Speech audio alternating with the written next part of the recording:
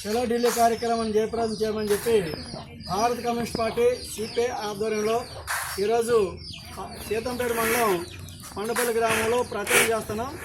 అలాగే ఈ చుట్టుపక్కల గిరిజన గ్రామాలన్నింటిలో కూడా ఈ ప్రజలపైన పడుతున్న భారాలకు వ్యతిరేకంగా ఏదైతే గిరిజన హక్కుల కోసం సాధించుకున్నారో పోరాడి అనేక మంది అమరులయ్యారో ఆ అమరులైన ఫలితంగా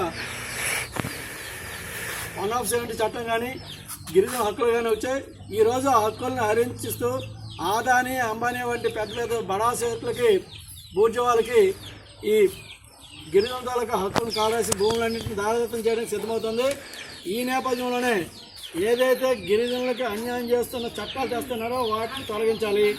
అలాగనే నిత్యావసర సరుకుల ధరలు తగ్గించాలి, పెట్రోల్ డీజిల్ ధరలు తగ్గించాలి, మత సామరస్యాన్ని కాపాడాలి.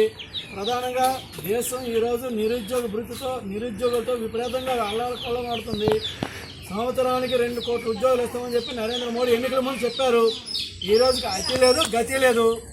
మీ యొక్క ఎన్నికల హామీలు ఏమయ్యాయని చెప్పేసి ప్రశ్నిస్తూ చలో ఢిల్లీ కార్యక్రమం జయప్రదం చేయాలని చెప్పి ప్రచారం చేస్తున్నాం.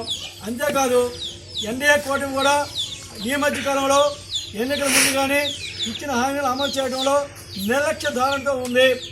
నిరుద్యోగ భృతి ఇస్తామని చెప్పింది, దానికి ఊసు లేదు పాసు లేదు. అంతేకాదు ఎన్నికల ముందు ఇచ్చిన హామీల భాగంగా గ్రామీణ ప్రాంతంలో 3 సెంట్లు, పట్టణ ప్రాంతంలో 2 సెంట్లు ఇళ్ల స్థలాలు ఇస్తామని చెప్పింది పేదలకి. ఈరోజు అతి లేదు గతి లేదు. వారు ఇచ్చిన హామీలు అమలు చేయాలని చెప్పి కోరుతూ ఈ కార్యక్రమాలు జయప్రదం చేయడానికి గ్రామాల్లో ప్రచారం అనేది విపరీతంగా చేస్తున్నాం. ఈ ప్రచారంలో భాగంగానే మరి ఇక్కడ మన సోదరులంతా కామ్రేడ్స్ అంతా చలో ఢిల్లీ కార్యక్రమానికి రావాలని, ప్రజలకు ఏవైతే గత ఎన్నికల ముందు ఇచ్చిన హామీలు అమలు చేయాలని, ఏవైతే మత ధారణలు ఈ మధ్యకాలంలో విపరీతంగా వస్తున్నాయి ఆ విపరీత ధారణను తొలగించి మత సామరస్యాన్ని కాపాడాలని కోరుతూ ఉన్నాము.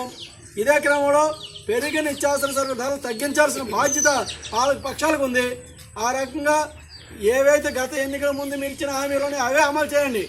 వాటిని నిర్లక్ష్యం చేస్తూ రైతులు ప్రజలు తిరుగుబాటు చేస్తారు కనుక వాళ్ళ సమస్యని డైవర్ట్ చేయడానికే ఈరోజు మతాన్ని ముందుకు తెస్తున్నారు.